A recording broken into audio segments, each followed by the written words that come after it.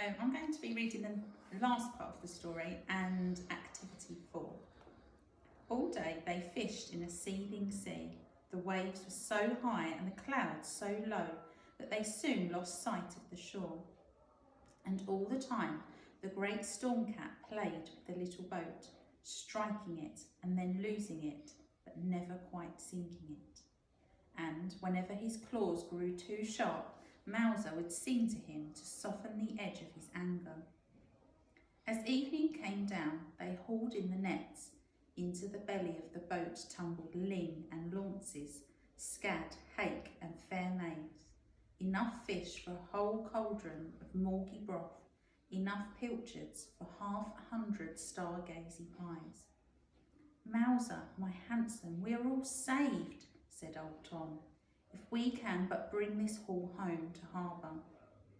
But Mowzer knew that the great storm cat would strike when he saw them run for the shelter of the mousehole. She knew that the game serves only to sharpen the appetite for the feast to follow. It is his meal or mine, thought Mowzer, as she looked at the floundering fish in the belly of the boat. Blue, green and silver, they glistened in the greyness. It made her mouth water to look at them.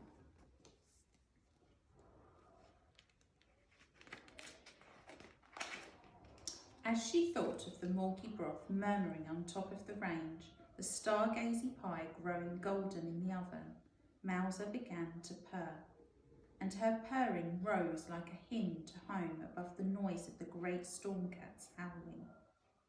Such music had not reached the ears of the great storm cat since the dawn of time, for when do cats purr out in the wind and the darkness? Puzzled, he paused in his howling, bending his ear to catch the strange sound.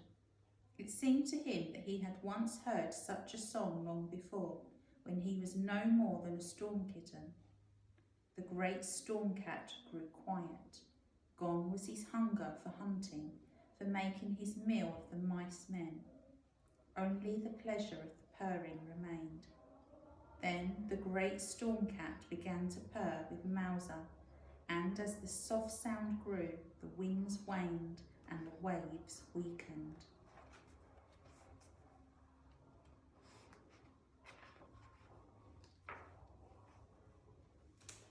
Night fell and the little boat sailed back across a slackening sea. As they came in sight of home, a strange sight met their eyes. The whole village of Mousehole was shining with light, and lanterns gleamed along both arms of the harbour. For when the people of Mousehole had woken to find old Tom's boat missing and a light left in his window, they knew that he had gone out to find fish for them or to perish on the deep water. All day they had watched and waited, staring out into the cloud-racked sea, but they could see no sign of him. And when night fell, the women went home and set candles in all their windows, and every man lit his lantern and went down to the harbour walls.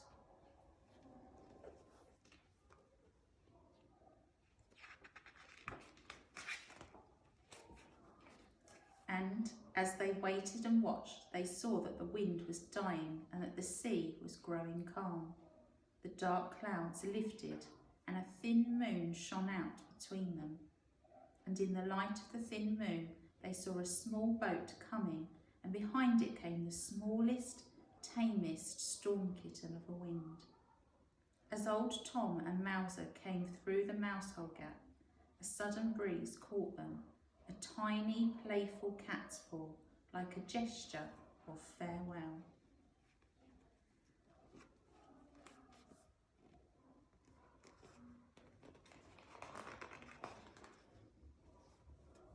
There was a great deal of cooking in Mousehole that night.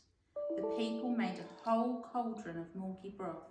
They baked hake, cooked kedgeree, grilled fair maids, fried launces, soused scad. They baked 500 stargazy pies. Then people and cats, they feasted together until the hunger was no more than a memory.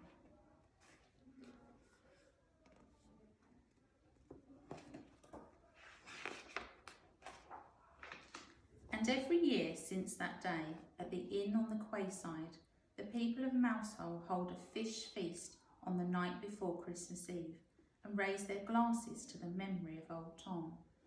And every year, in the yard at the back of the inn, the cats of Mousehole gather and raise a great howling to the memory of old Mowzer. And every year, folk come from all over Cornwall at Christmas time to see Mousehole lit up with 1,000 lights shining their message of hope and a safe haven to all those who pass in peril of the sea. So that's the end of our story.